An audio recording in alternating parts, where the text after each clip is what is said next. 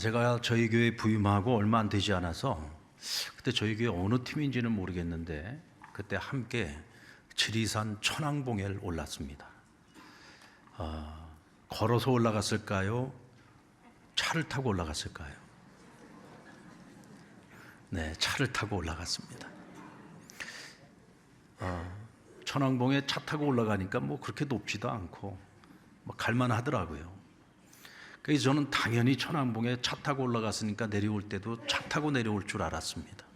근데 차는 가버리고 그 천왕봉 꼭대기에서 이제 아래까지 내려오는데 걸어서 내려가는 거예요. 저는 지리산이 그렇게 높은 줄 몰랐습니다. 그리고 그 내려오는 길이 얼마나 험한지, 게다가 제가 고산병이 와가지고요, 그 천왕봉에 올라갔을 때 굉장히 어지럽고 막 토하기까지 했어요. 그리고서는 내려오는데 뭐 정말 다리가 후들후들 거리는데 정말 죽는 줄 알았습니다. 그렇게 내려오다가 작대기 하나가 이렇게 나무가 이렇게 쓰러진 거에서 작대기 하나 옆에 이렇게 누워펴져 있는데 나무가 꽤 튼실하고 큼지막하니 지팡이를 하면 딱 좋겠더라고요. 그래서 그걸 갖다 이리저리 좀 이렇게 쳐가지고 지팡이로 만들어가지고 그것을 짚고서 내려왔습니다. 마치 동무 하나가 옆에서 부축을 해주는 것만큼이나 이 지팡이가 얼마나 고마운지, 참 보잘것없는 지팡이지만 그래도 그 지팡이를 짚고 내려오면서 내내 고마운 마음이 또 위로가 되었습니다.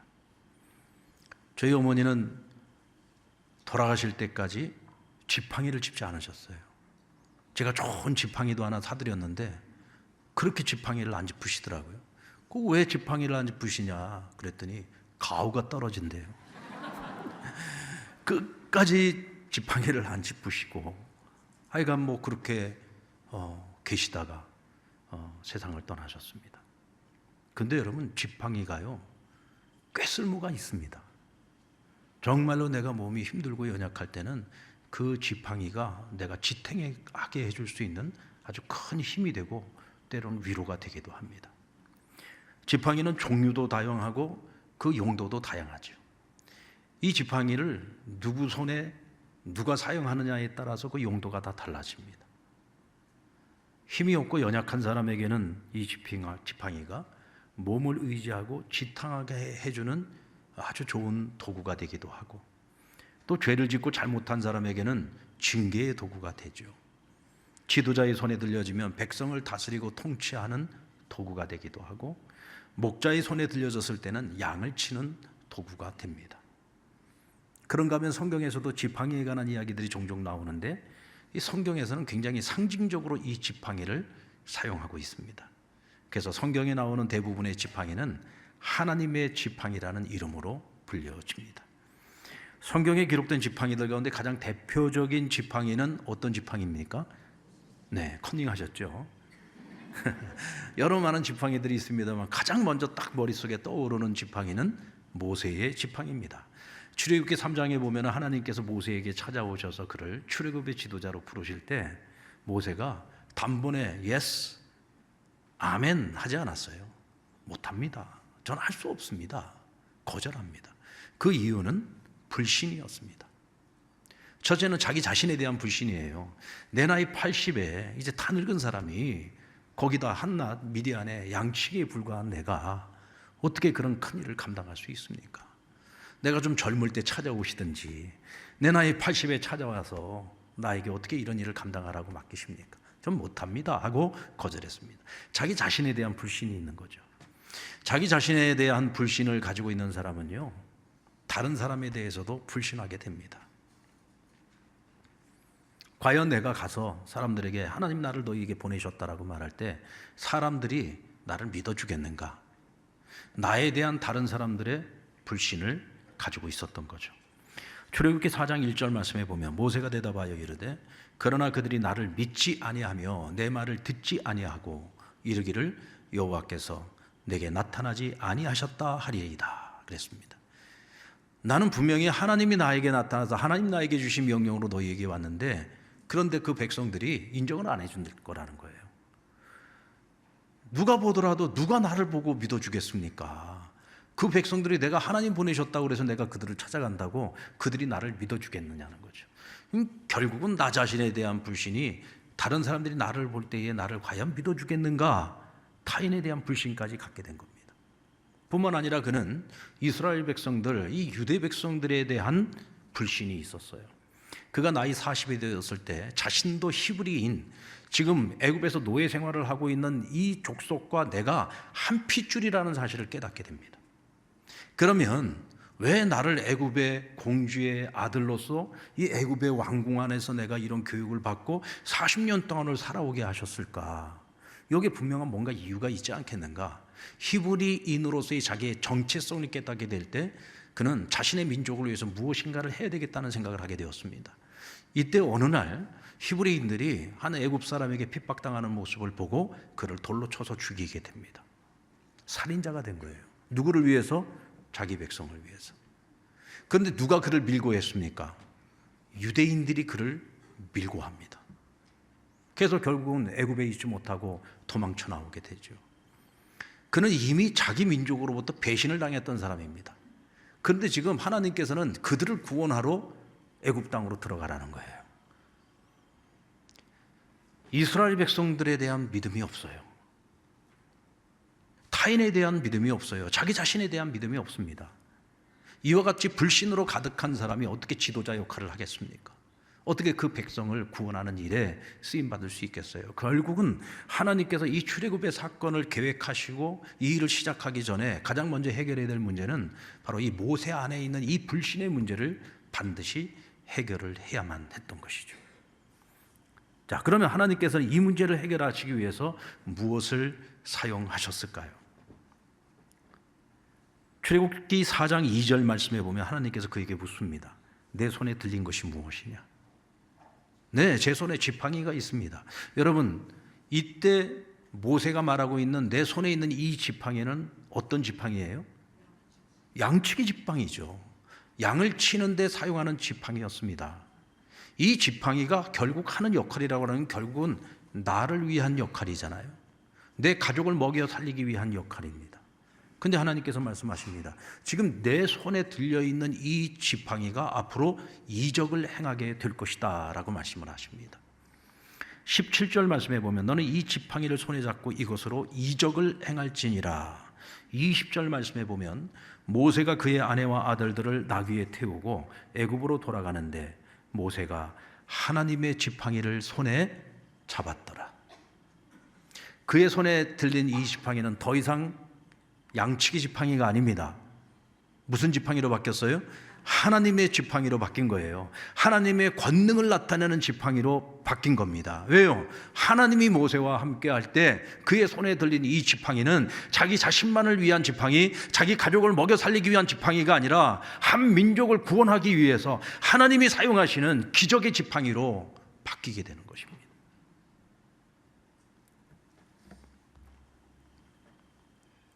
이 지팡이는 하나님께서 모세와 함께 하심을 증명하는 지팡이죠. 그러니까 모세는 평생 이 지팡이를 들고 다닐 때마다 하나님이 지금 나와 함께하고 계신다는 것을 확신할 수 있었습니다. 뿐만 아니라 모세가 그 지팡이를 들고 있을 때 백성들은 모세를 바라보면서 아, 하나님이 지금 모세와 함께하고 계시는구나, 이걸 확신할 수 있었습니다. 여러분, 이 믿음이라고 하는 이 문제는요, 내가 믿어야지, 나를 믿고 타인을 믿고 모든 것을 내가 믿어야지, 내가 마음을 먹는다고 해서 믿어지는 게 아니에요. 나의 의지만으로 해결될 수 있는 것이 아닙니다. 결국은 이 문제는 하나님과의 관계 속에서 믿음의 문제가 해결되어질 때 모든 관계 속에서의 믿음이 해결될 수 있는 겁니다. 자, 모세를 보십시오. 스스로 자기 자신을 봤을 때에는 나도 믿을 수 없고 남도 믿을 수가 없었습니다. 그런데 이 지팡이를 통해서 하나님이 나와 함께 하신다는 이 사실을 믿게 되었을 때에 이제는 뭐예요? 스스로의 나, 모세의 나이 80의 나로서는 아무것도 할 수 없는 무능한 인간이지만, 그러나 하나님이 나와 함께 하실 때 하나님과 함께하는 모세는 달라지는 거죠. 이제부터 모든 것이 가능해집니다. 모든 것을 할 수 있습니다. 그 어떤 것도 도전할 수가 있는 거죠. 스스로에 대한 믿음이 생기는 겁니다. 여러분, 모세를 배신했던 백성들입니다. 그러나 하나님께서 이 백성을 얼마나 사랑하시는지를 깨닫게 되었습니다. 하나님이 이 백성을 사랑하셔서 그들을 애굽의 손에서 건져내고 그들을 구원하시기 위해서 자신을 훈련시키고 준비시켰다는 사실을 깨달았습니다. 하나님이 사랑하는 백성이라면, 하나님이 귀히 여기시는 백성이라면, 하나님이 저들을 구원하시기 위해서 세우신 계획이 있다면 저 백성은 믿을 만한 백성이 되는 겁니다. 그러게 모세가 처음에는 안 된다고 얘기했지만 함께 하시는 하나님의 눈으로 그들을 바라보면서 그들의 지도자로 40년의 세월을 광야의 지도자로 살아갈 수 있었던 겁니다. 결국은 하나님과의 관계 속에서 우리는 모든 관계가 해결될 수 있어요. 하나님을 온전히 믿을 수 있을 때 우리는 나와 함께 하시는 하나님을 통해서 다른 사람을 볼 수 있기에 그 관계 속에서 믿음을 회복할 수 있는 것입니다. 여러분, 오늘 우리에게도 하나님의 지팡이가 있음을 믿으시기 바랍니다. 믿으시기 바랍니다. 여러분에게 하나님의 지팡이가 있다는 얘기는 무슨 얘기입니까? 하나님이 여러분과 함께 하신다는 얘기입니다. 더 이상 여러분들 스스로를 바라볼 때에도 그냥 있는 그대로의 나를 보지 마시고 하나님과 함께 하고 있는 나를 보시기 바랍니다. 하나님과 함께 하고 있는 너를 보시기 바랍니다. 하나님과 함께 하고 있는 우리를 보셔야지 됩니다. 그 안에 은혜가 있고 그 안에 희망이 있고 가능성이 넘치는 것입니다. 자, 그런데 우리가 여기서 절대로 잊지 말아야 될 것, 하나님께서 이 지팡이를 모세에게 주실 때 이 지팡이는 무엇을 위해서 쓰라고 주신 겁니까? 모세 자신을 위해서 쓰라고 주신 겁니까? 자신을 위해서 쓸 지팡이라면요, 양치기 지팡이 하나라도 족합니다. 그것으로 나와 내 가족이 먹고 사는데 아무 문제가 없습니다. 그러나 하나님께서 하나님의 지팡이를 그에게 주실 때에는 모세 개인을 위해서 쓰라고 주신 것이 아니라 하나님이 맡겨주신 사명을 위해서 쓰라고 그 지팡이를 맡겨주신 겁니다. 믿습니까? 근데 모세가 어느 날 이 지팡이를 자기 개인을 위해서 사용했습니다. 무리바라고 하는 곳에서 물이 없었습니다. 백성들이 또다시 하나님을 원망하기 시작합니다. 하나님께서는 원망하는 그 백성을 보고도 다시 물을 내어주라고 말씀하셨지만 모세는 너무 화딱지가 났습니다. 이놈의 백성은 어떻게 된 것이, 조금만 부족한 것이 생겨도 이렇게 불평과 원망을 그치지 않는가. 너무 화가 났어요. 그러니까 자기도 모르게 그 백성들에게 말하기를, 내가 이 지팡이를 가지고 이 반석을 쳐서 너희에게 물을 내어주랴. 자신의 분노를 표출합니다. 자신의 권위를 드러내기 위해서. 물을 내어주더라도 하나님이 내어주시는 것인데 마치 자신이 이 지팡이로 반석을 쳐서 자신이 물을 내어주는 것처럼 하나님은 자기를 왜곡시키고 자신의 분노를 표출하기 위해서 하나님이 주신 이 지팡이를 잘못 사용하고 있는 모세를 용서하지 않았습니다. 그래서 40년 광야의 지도자 생활을 마치고서도 가나안 땅에 들어가는 것을 하나님께서 허락하지 않으셨어요. 여러분, 하나님이 우리에게 주신 지팡이를 잘못 사용하게 되면 징계의 도구가 될 수 있다는 사실을 기억하셔야 됩니다.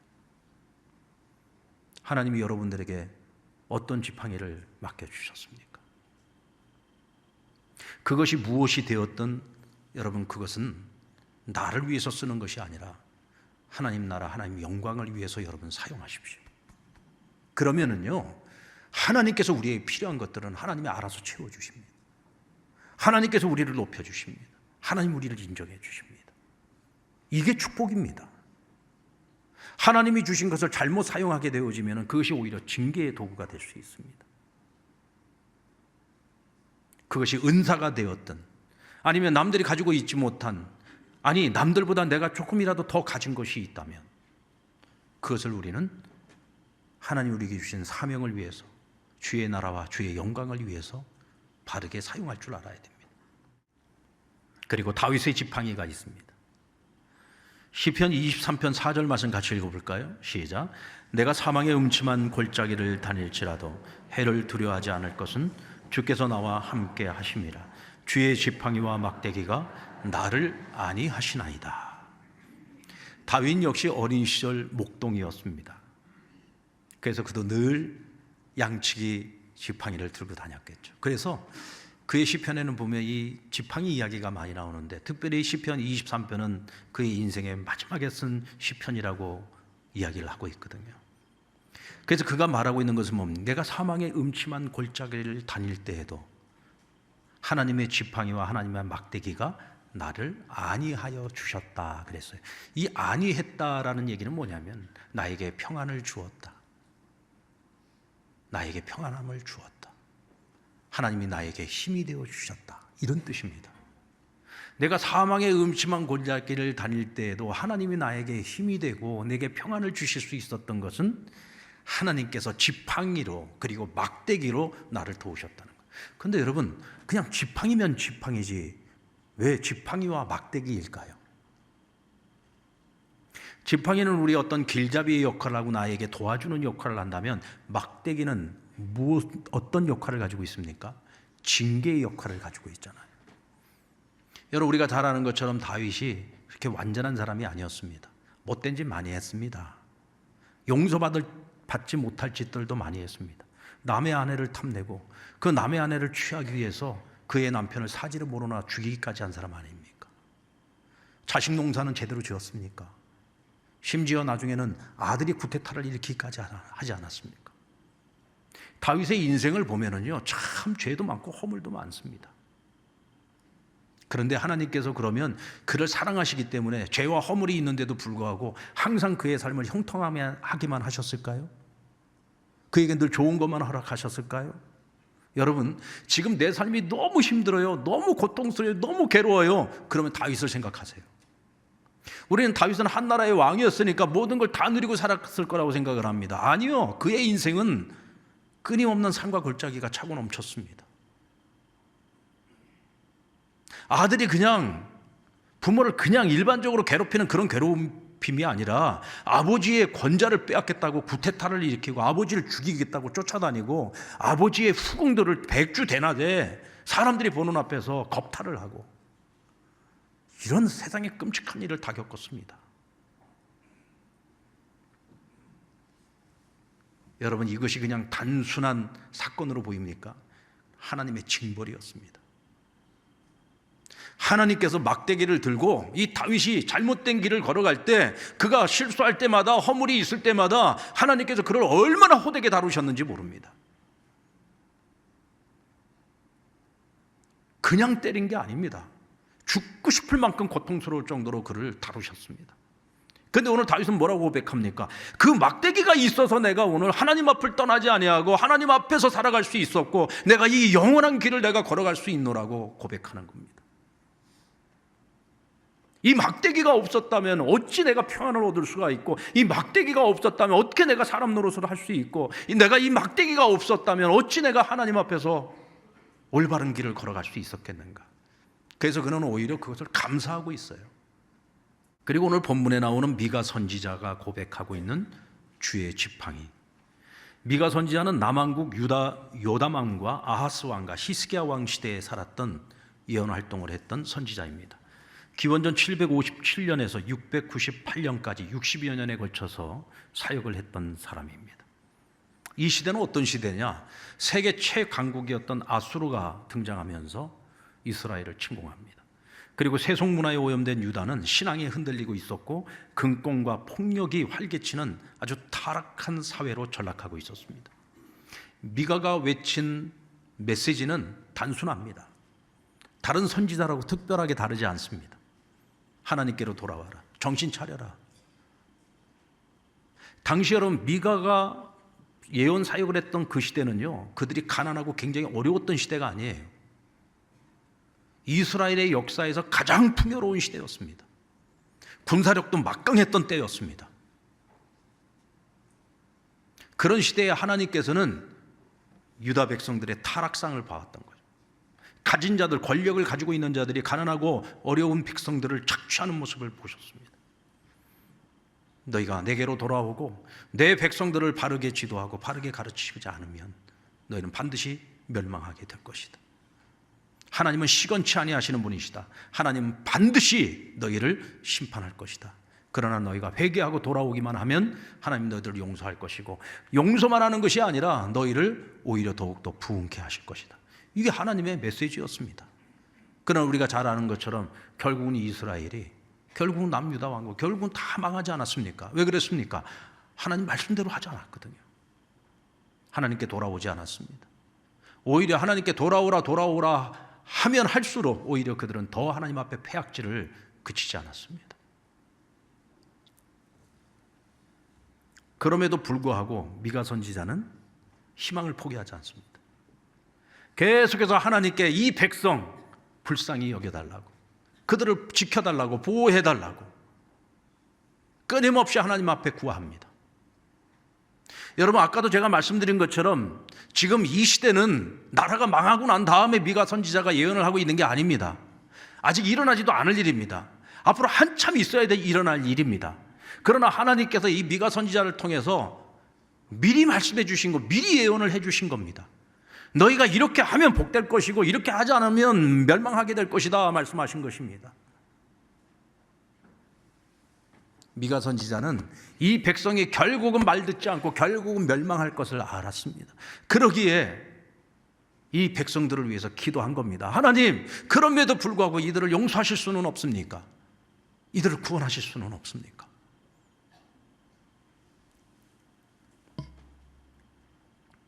그가 이토록 하나님께 매달릴 수 있었던 것은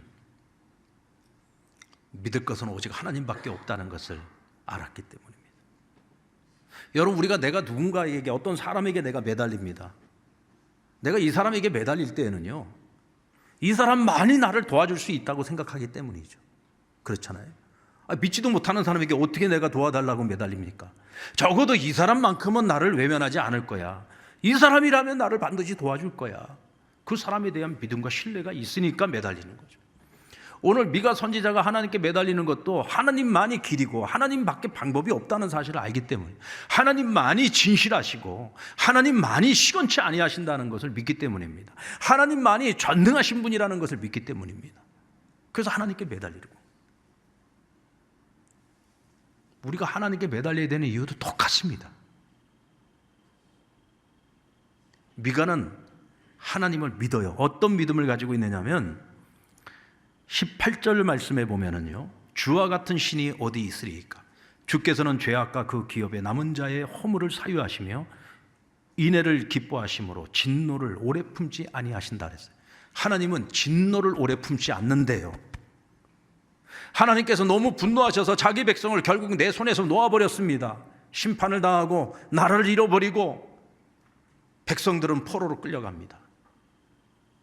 그럼에도 불구하고 지금 당장은 그렇지만 하나님은 진노를 오래 품지 않는 분이기 때문에 하나님은 반드시 이 백성을 용서하실 거라는 확신이 있는 거죠. 우리 하나님은 용서하시는 하나님이십니다. 19절 말씀에 보면은 다시 우리를 불쌍히 여기셔서 우리의 죄악을 발로 밟으시고 우리의 모든 죄를 깊은 바다에 던지시리이다. 죄와 허물을 사하시는 분이라는 것입니다. 20절 말씀에 야곱에게 성실을 베푸시며 아브라함에게 인애를 더하시리이다.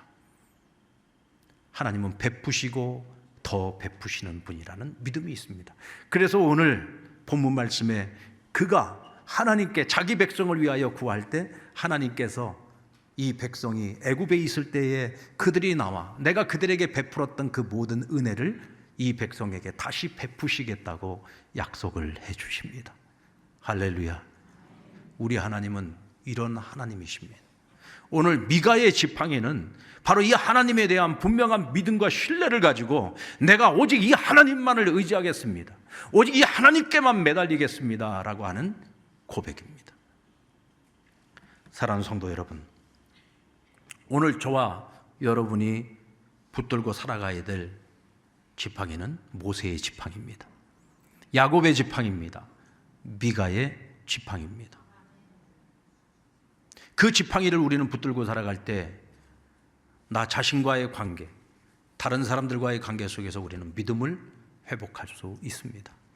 하나님이 주신 그 지팡이를 우리가 하나님 나라, 하나님 영광을 위해서 사용하게 되면 하나님 우리를 높여주시고 하나님 우리의 필요를 채워주실 것입니다. 때로는 징계의 지팡이로 하나님 우리를 징계하실 때 불만과 불평과 원망이 아니라 오히려 하나님께 감사하십시오. 그로 인하여 오늘도 우리는 하나님 앞에 설 수 있고 하나님과 동행할 수 있습니다. 때로는 하나님이 나를 정말 버리신 것 같은 그런 고난과 환난 가운데 있다 할지라도 여러분, 하나님 나를 버리신 것이 아닙니다. 우리가 하나님을 찾고 매달릴 때 하나님 우리에게 또다시 은혜를 베푸실 줄로 믿습니다. 그 은혜를 바라보고 하나님의 지팡이를 의지하며 살아갈 수 있는 저와 여러분 되시기를 바라고, 우리가 하나님이 쓰시기에 합당한 지팡이가 될 수 있기를 우리 주님의 이름으로 축원합니다.